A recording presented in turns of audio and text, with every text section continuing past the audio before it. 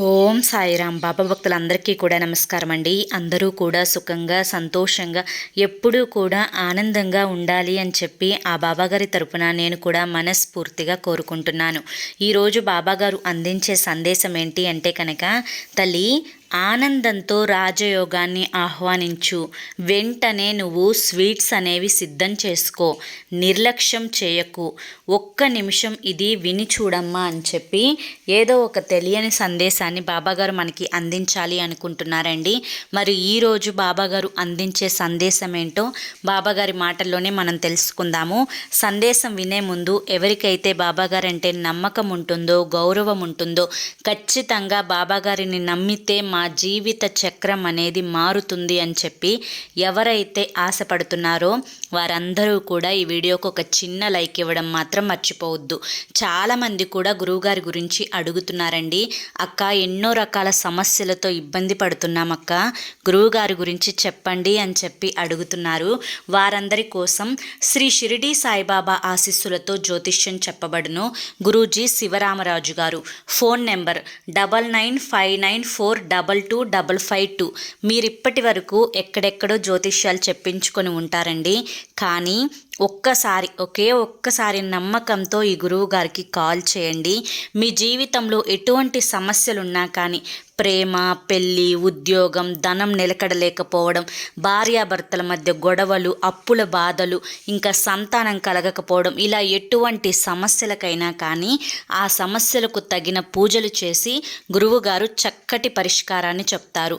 గురువుగారు చెప్పింది చెప్పినట్లు 100% జరుగుతుందండి. నమ్మకంతో కాల్ చేసి చూడండి. మీ సమస్యల నుంచి బయటపడి ఆనందంగా ఉండండి. ఇక బాబాగారి సందేశం ఏంటో మనం తెలుసుకుందాం. తల్లి, జీవితంలో కొన్ని జరిగితే చాలు, నా జీవితం ఖచ్చితంగా మారుతుంది బాబా అని చెప్పి ఎన్నోసార్లు నన్ను అడిగావు. అదేవిధంగా నా భర్త నన్ను ప్రేమగా చూసుకునేలా చూడు అని చెప్పి ఎన్నోసార్లు అడిగావు. అదేవిధంగా ఎన్నో అప్పులు బాబా, ఈ అప్పులు తీరిపోతే తిన్నా తినకపోయినా కానీ ప్రశాంతంగా కంటి నిండా నిద్రపోవచ్చు బాబా, ఈ అప్పుల బాధ మేము తట్టుకోలేకపోతున్నామయ్యా అని చెప్పి ఎన్నోసార్లు అడిగావు.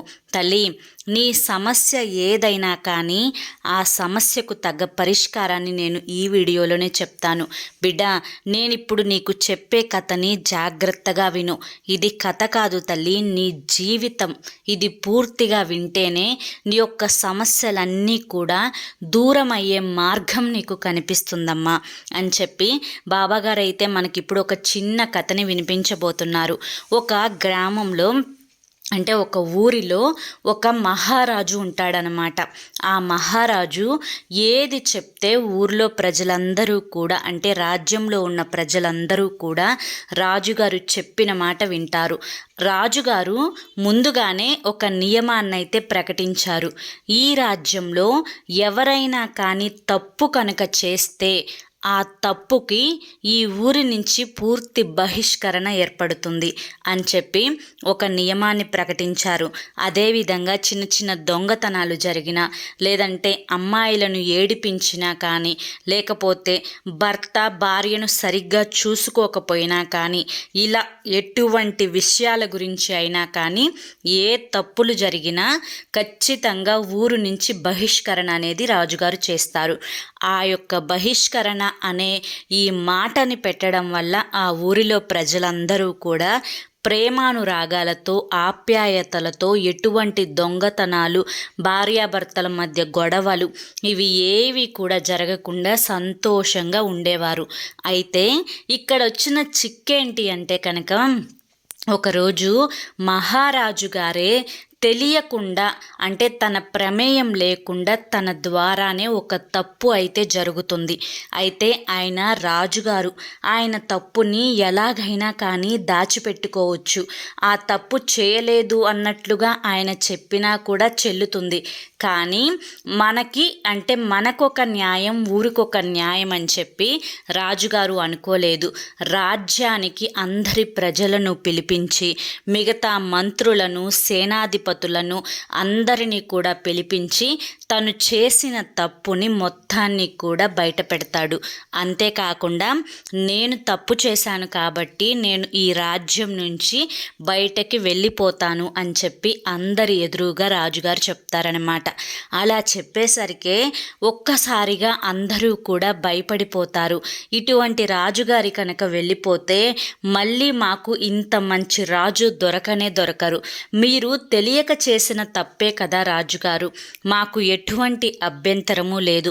మీరు యథావిధిగా మీ రాజ్యాన్ని మీరే చూసుకోండి, మీరే రాజుగా ఉండండి అని చెప్పి ప్రజలందరూ కూడా ఏడుస్తూ చెప్తారు. అయినా కూడా నేను చేసేది చెప్తాను. అంతేకాకుండా ఇప్పటి వరకు నేను చాలామందిని రాజ్య బహిష్కరణ చేశాను వారు చేసిన తప్పుల వల్ల. అదే నేను కూడా చేయాలి. నాకొక న్యాయం ఊరికొక న్యాయం అనేది పనికిరాదు. నేను ఖచ్చితంగా ఈ రాజ్యాన్ని వదిలి వెళ్ళిపోతాను అన్నప్పుడు కొంతమంది అడుగుతారు, రాజుగారు మీకు పెళ్ళి కూడా కాలేదు, మీకు సంతానం లేదు, మరి మీ తరువాత రాజ్యాన్ని ఎవరు చూసుకుంటారు? మరి మీ అంతటి మంచి రాజు మాకు దొరకాలి కదా, మరి మీ అంతటి మంచి రాజు మాకు దొరికేంత వరకు మీరే రాజ్య పాలన చేయాలి అని చెప్పి కోరడంతో అప్పటి వరకు రాజ్యాన్ని రాజుగారు చూసుకోవడానికి ఒప్పుకుంటారు. రాజుగారు ఎంత పద్ధతి గల వాళ్ళో, ఎంత క్రమశిక్షణ కలిగిన వాళ్ళో, ఎంత తెలివైన వారో ఆ మంత్రి కూడా అదే స్వభావాలు కలిగిన వ్యక్తి. అయితే ఇక రాజుగారు ఒకరోజు మంత్రిని పిలిచి కొత్త రాజుని వెతికే ప్రయత్నం మొదలు పెట్టండి అని చెప్పి ఆజ్ఞాపిస్తాడు. ఇక ఆజ్ఞాపించిన వెంటనే ఆ మంత్రి కూడా ఊర్లో ఒక సాటింపు వేయిస్తాడు. ఏమనంటే ఎవరైతే కొత్తగా రాజు కావాలి అనుకుంటున్నారో వారు ఆదివారం పూట ఉదయం 11 గంటలకల్లా రాజమందిరానికి వచ్చి ఎవరైతే మొదటిగా, అంటే ఒకరి తర్వాత ఒకరు వస్తే కాదు, ఎవరైతే మొదటిగా రాజుగారిని వచ్చి కలుస్తారో వారిని రాజుగా ప్రకటించడం జరుగుతుంది అని చెప్పి ఆ యొక్క సమయాన్ని, ఆ యొక్క రోజుని అన్నింటినీ కూడా సాటింపు వేసి చెప్పిస్తాడనమాట. ఇక ఊర్లో ప్రజలందరూ కూడా వింటారు. అయితే ఆదివారం ఉదయం 11 గంటలకల్లా కలవమని చెప్పారు.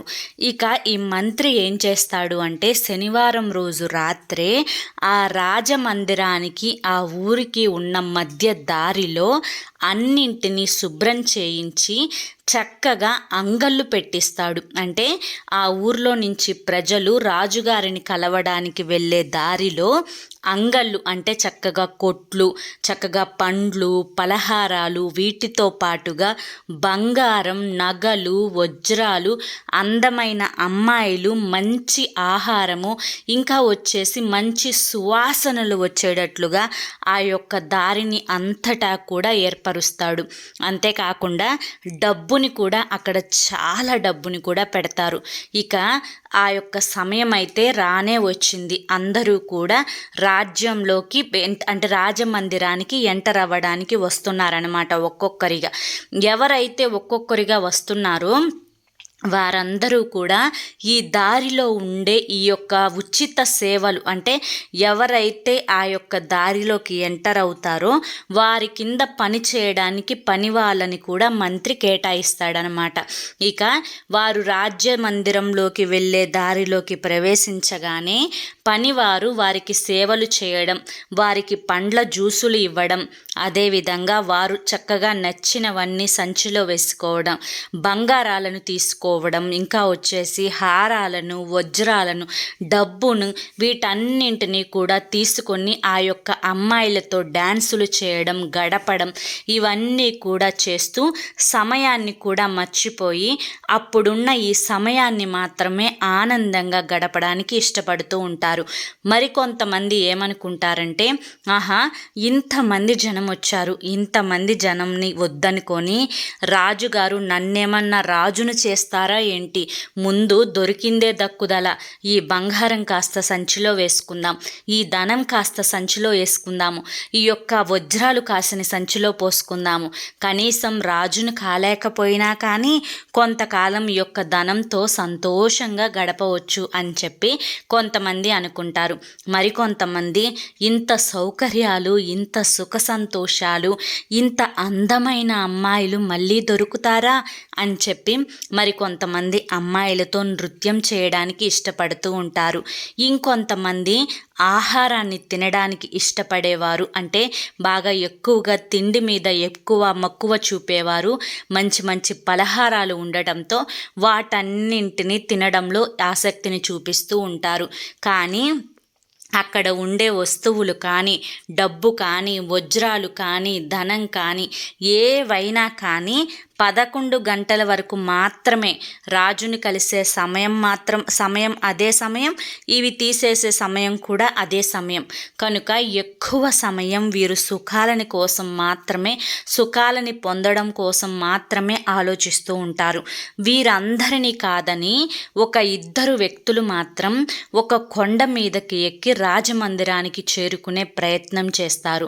రాజమందిరానికి వెళ్ళే దారిలో ఒక పెద్ద కొండ కూడా ఉంటుంది. అందులో ఒక అతను కొండ ఎక్కి అలసిపోతాడు. అలసిపోయి ఒక్కసారి వెనక్కి తిరిగి చూస్తే అందరూ ప్రజలు కూడా సంతోషంగా డబ్బులు, బంగారం, అమ్మాయిలు, తిండి వీటన్నింటితో ఆనందంగా ఉంటున్నారు. మేమిద్దరం మాత్రం పిచ్చి వాళ్ళలాగా ఈ కొండ ఎక్కి ఈ కొండని ఎక్కే ప్రయత్నంలో కష్టపడిపోతూ ఉంటున్నాము. ఎంత పిచ్చి వాళ్ళం కదా మనిద్దరం వెళ్తే అక్కడ రాజేమన్నా మనల్ని రాజుగా ప్రకటిస్తాడా? ఇదంతా జరిగే పనేనా అని చెప్పి అనుకొని ఆ కొండ ఎక్కిన 2 కూడా తిరిగి వెనక్కి వచ్చి ఈ డబ్బు, వజ్రాలు, నగలు తీసుకునే ప్రయత్నం చేస్తాడు. ఇక 11 గంటల సమయం కానే వచ్చింది. అక్కడ రాజు ఎవరైనా వస్తారేమో అని చెప్పి ఎదురు చూస్తూ కూర్చుంటాడనమాట. కానీ ఎవ్వరూ రారు. సమయం కూడా పూర్తవుతుంది. ఇక అక్కడ అంగళ్ళు, బంగారం, వజ్రాలు అందరూ కూడా అక్కడ ఉన్నవన్నీ కూడా పూర్తిగా తీసేసుకొని ఎవరి దారిన వారు వెళ్ళిపోతారు. ఇక ఆ మంత్రి వచ్చి చెప్తాడనమాట రాజుగారి దగ్గరికి, రాజు ఎవ్వరూ కూడా మీ తర్వాత రాజుగా నిలబడడానికి రాలేదు. అందరూ ప్రజలు కూడా దురాశ పరులే రాజుగారు. అందరూ కూడా అమ్మాయిలతో నృత్యం చేయడానికి డబ్బుని తీసుకొని వెనక్కి వెళ్ళిపోయారు. కొంతమంది బంగారాన్ని తీసుకొని వెళ్ళిపోయారు, వజ్రాలను తీసుకొని వెళ్ళిపోయారు. వారి యొక్క సంతోషాలను వారు ఇష్టపడ్డారే కానీ రాజుగా మేము ఉండాలి అని ఒక్కరికి కూడా శ్రద్ధ లేదు అని చెప్పడంతో ఆ రాజు మళ్ళీ ఆలోచనలో పడతాడు. ఆ మంత్రి మనస్సులో చాలా సంతోషపడతాడు. ఎందుకంటే మళ్ళీ ఆ రాజే రాజ్యాన్ని పరిపాలించాలి అన్న ఉద్దేశాన్ని మనసులో పెట్టుకొని మంత్రి ఇదంతా కూడా చేశాడు. తను చేసిన పని ఫలించడంతో మంత్రి చాలా సంతోషించాడు.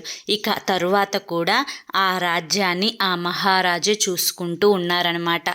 ఆ రాజు యొక్క పర్యవేక్షణలో ఆ రాజ్యం చాలా సంతోషంగా ఉండటం అయితే మొదలైంది. అయితే తల్లి ఇక్కడితో కథ అయితే పూర్తవుతుంది. కానీ దీని యొక్క ఆంతర్యం ఏంటి అంటే నీ జీవితం కూడా ఇలాగే ఉందమ్మా. చిన్న చిన్న సంతోషాల కోసం లక్ష్యం మీద దృష్టి పెట్టడం మర్చిపోతున్నావు. అది ఏదైనా కానీ, నీ భర్త దగ్గర నుంచి నువ్వు ప్రేమని పొందే విషయంలోనైనా కానీ, లేకుంటే నువ్వు ఉద్యోగాన్ని సాధించే విషయంలోనైనా కానీ, లేదా నీకున్న అప్పులను తీర్చుకునే విషయంలోనైనా కానీ, లేదా నువ్వు సంకల్పాన్ని ఏదైతే నీకంటూ ఒక సిద్ధాంతాన్ని, ఒక సంకల్పాన్ని, ఒక లక్ష్యాన్ని ఏర్పరచుకున్నావో ఆ లక్ష్యానికి చేరుకునే దారిలో నీకు చిన్న చిన్న ఆనందాలు ఎదురవుతూ ఉంటాయి, చిన్న చిన్న అడ్డంకులు, కష్టాలు ఎదురవుతూ ఉంటాయి. అలాగే సుఖాలు వచ్చి కూడా నిన్ను ఆపుతూ ఉంటాయి.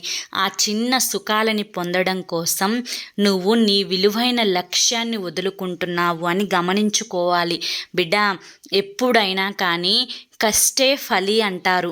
అదేవిధంగా కష్టాలు వచ్చినప్పుడు మానవుడు తట్టుకోలేడు. అదేవిధంగా సుఖాలు సొంతమవుతున్నప్పుడు వదులుకోను లేడు.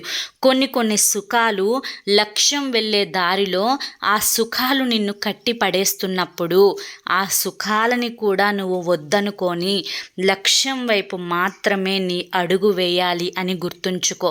తల్లి, నీవు చేసే ప్రతి రూపాయి సంపాదన ఒక రూపాయి నువ్వు పోగు చేసుకుంటేనే అది 10 రూపాయలైనా అవుతుంది, 1,00,000 రూపాయలైనా అవుతుంది. కానీ ఆ ఒక రూపాయి పోగు చేసుకొని ఒక 10 రూపాయలు అయిన తర్వాత నువ్వు సంతోషంగా గడపడానికి ఒక వస్తువుని కొని తెచ్చుకొని దాన్ని ఇంట్లో పెట్టుకొని దాన్ని చూసుకొని నువ్వు ఆనందిస్తూ ఉంటే నీకుండే అప్పుల సమస్య ఎలా తీరుతుందమ్మా? ఒక్కసారి ఆలోచించు. కనుక ఏది ఎంతవరకు ఎలా చేస్తే నీ సమస్య పూర్తవుతుంది అని పూర్తిగా నీకు తెలుసు, నీ మనసుకి కూడా తెలుసు. ఇలా ఉంటేనే నా సమస్య తీరుతుంది అని చెప్పి నీకు అర్థం అవుతుంది కూడా. కానీ అన్నీ తెలిసి కూడా తప్పులు చేస్తూనే ఉన్నవాడే మానవుడు. కనుక తెలిసి మాత్రం ఎటువంటి తప్పు చేయవద్దు. కొన్ని సుఖాలని సంతోషాలని చంపుకుంటేనే కోరుకున్న లక్ష్యం వైపు ఖచ్చితంగా అడుగు వేయగలుగుతావు. ఈరోజు సుఖం నీ కాళ్ళని కట్టి నీ లక్ష్యం వైపు నడవనివ్వకుండా ఆపవచ్చు. కానీ ఆ యొక్క సుఖాన్ని కూడా వద్దనుకొని లక్ష్యం వైపు నువ్వు అడుగు పెట్టినప్పుడే ఒక్కరోజు సుఖం కాస్త జీవితాంతం సుఖంగా మారే అవకాశం ఉంటుంది. కనుక ఏదో నీ సరైన నిర్ణయం నువ్వు మాత్రమే తీసుకోవాలి. బిడ్డ, ఇక నువ్వు కోరుకుంటున్న కోరిక ఏదైతే ఉందో అది తప్పకుండా నీ జీవితంలో జరిగేలా నేను చూస్తాను. నీ అప్పుల సమస్య నిన్ను బాగా ఇబ్బంది పెడుతుంది అని చెప్పి నాకు బాగా తెలుసు. కనుక నీ యొక్క అప్పుల సమస్యను కూడా నేను తీరుస్తాను. ఇక తరువాత నువ్వు ఎదురు చూస్తున్నది నీకు తగ్గ ఉద్యోగం నీకు రావాలి అని చెప్పి. తల్లి, నువ్వు కోరుకున్న ఉద్యోగం అనేది కొంచెం సమయం పట్టినా కానీ దానికోసం నువ్వు కష్టపడాల్సిందంతా కూడా పూర్తిగా కష్టపడితేనే ఆ ఉద్యోగం నీకు దక్కుతుంది. ఖచ్చితంగా ఈ బాబా చెప్తున్నాడు, నమ్ము తల్లి, ఖచ్చితంగా దక్కుతుంది. ఇక నీ భర్త నిన్ను అర్థం చేసుకోవడం లేదు అని చెప్పి బాధపడుతున్నావు కదా తల్లి, నీ భర్త నిన్ను ఖచ్చితంగా అర్థం చేసుకుంటాడు. కానీ అలా అర్థం చేసుకోవాలి అంటే నువ్వు చేయాల్సిన కొన్ని చిన్న పనులున్నాయి. అవేంటో కూడా నీకు మాత్రమే తెలుసు. ఆ పనులని కనుక నువ్వు పూర్తి చేయగలిగితే ఖచ్చితంగా నీ భర్త నీతో వచ్చి మాట్లాడతారు అని గుర్తుంచుకో. కనుక అన్నీ నీ చేతిలోనే ఉన్నప్పుడు ఏదో కోల్పోయినట్లుగా బాధపడుతూ కూర్చోకుండా వాటన్నింటినీ కూడా నీ చేతిలోకి తెచ్చుకొని వాటిని ఎలా చేస్తే ఆ పనులు జరుగుతాయో వాటి గురించి ఆలోచించి ఆనందంగా ఉండే ప్రయత్నం చెయ్యి. అంతా కూడా నువ్వనుకున్నట్లుగానే జరుగుతుంది. మరి అలా జరిగిన తరువాత ఖచ్చితంగా నా మందిరానికి వచ్చినప్పుడు నా కోసం కొన్ని స్వీట్స్ అనేవి తీసుకొచ్చి పెడతావు అని చెప్పి ఆశిస్తున్నాను. నా బిడ్డ నా మందిరానికి స్వీట్స్ తీసుకొని వస్తే నేను చెప్పిన సందేశం తన జీవితంలో నిజమైంది అని చెప్పి ఒక తండ్రిగా నేను ఆనందిస్తానమ్మా. అంతా కూడా శుభమే జరుగుతుంది. నా ఆశీర్వాదం నీకు ఎల్లప్పుడూ కూడా ఉంటుంది అని చెప్పి ఈరోజు బాబాగారు మనకి చాలా చక్కటి సందేశాన్ని అందించారండి. మరి బాబాగారు అందించిన ఈ సందేశం మీకు నచ్చింది అనిపిస్తే ఒక చిన్న లైక్ ఇవ్వండి ఫ్రెండ్స్. మొదటిసారి సాయి పిలుపు ఛానల్లోకి వచ్చినట్లయితే సబ్స్క్రైబ్ చేసుకొని సపోర్ట్ చేయండి. మరి రేపు మరొక మంచి సందేశంతో తప్పకుండా కలుసుకుందాము. అంతవరకు కూడా బాబా ఆశీస్సులు మీపై ఉండాలి అని చెప్పి మనస్ఫూర్తిగా కోరుకుంటూ సర్వే జనా సుఖినో భవంతు. ఓం సాయిరామ్.